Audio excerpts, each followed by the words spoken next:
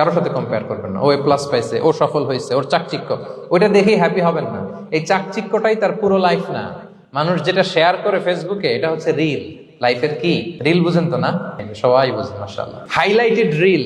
আপনি কি মনে করছেন এই যে রিলের মধ্যে যতটুকু দেখছেন এটা পুরোটাই ওর লাইফ?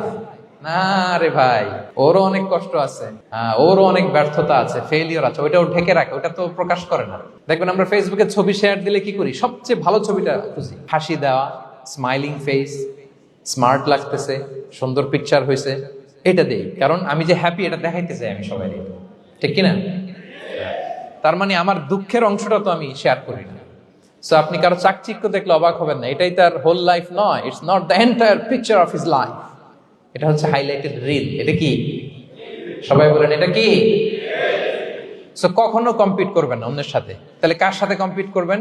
Compete with yourself. নিজের সাথে কম্পিট করুন, নিজের সাথে কম্পিট করুন। and try to be the better version of yourself in every single day. প্রতিদিন নিজেকে একটু একটু করে ডেভেলপ করার চেষ্টা করুন।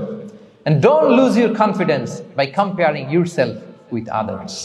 Dear brothers and sisters, কখনো নিজেকে অন্যের সাথে তুলনা করে আপনার কনফিডেন্স কমাবেন না।